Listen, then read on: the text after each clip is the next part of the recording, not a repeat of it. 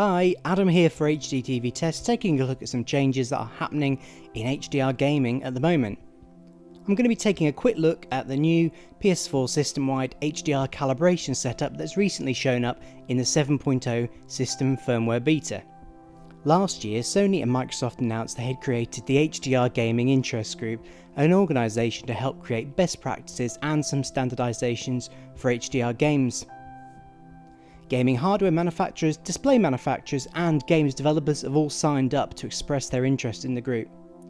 Amongst other things, the HDR Gaming Interest Group, or HDGRIG, proposed a standard calibration workflow that generates 3 parameters for games to be able to use. Rather than setting the same value in every game we play, in lieu of being able to pull this data directly from the display itself, we set it up in the console settings just once, and games can simply pull that information as they see fit.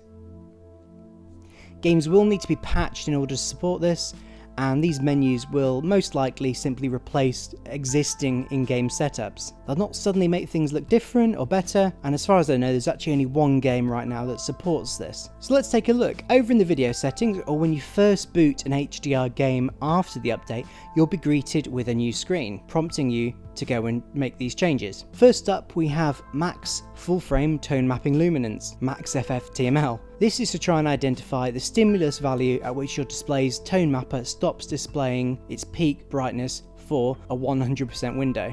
Next up is a 10% window measuring Max TML, and this is measuring the same thing but in a smaller area. Most likely this is going to be your display's peak brightness that we see here.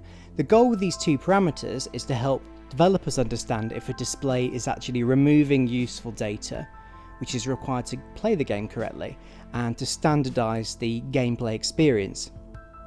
This is a problem that exists due to a huge variety of display capabilities that are available for HDR displays, but it's also down to the differing philosophies that display manufacturers might have applied to their own image processing. And ultimately this is to try and deliver the best experience for their end users.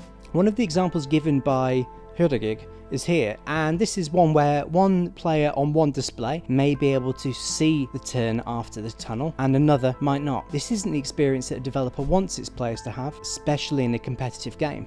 The Max TML value is something we have seen in lots of games already, and I expect many games to simply remove the in-game option in favour of this.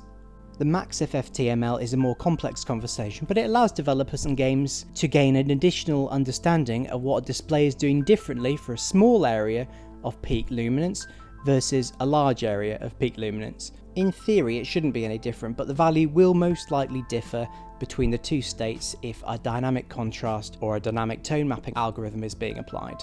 No existing games take advantage of this parameter, but for a developer to have access to this and for the console manufacturers to be able to easily collate the data from millions of unique setups will provide really valuable data in future.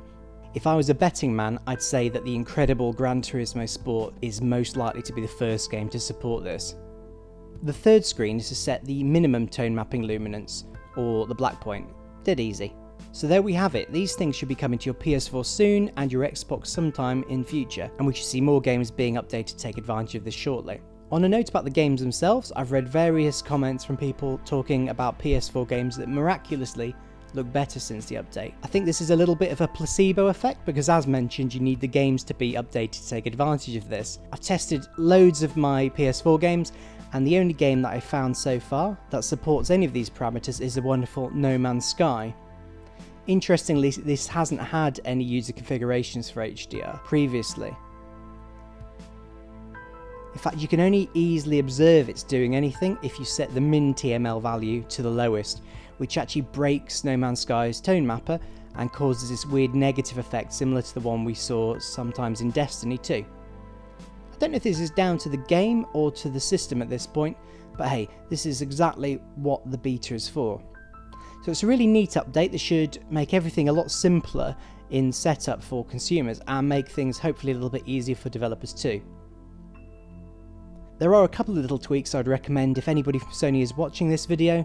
We could do with a little bit more granular control over the max TML and the max FFTML values, because actually at slightly higher values of say over 1000 nits, it's actually hard to get a spot on reading, and this results in you probably underestimating the peak white. After a few seconds of exposure to a full field or 10% window, trying to see a black screen and make very small adjustments is actually a little bit tricky.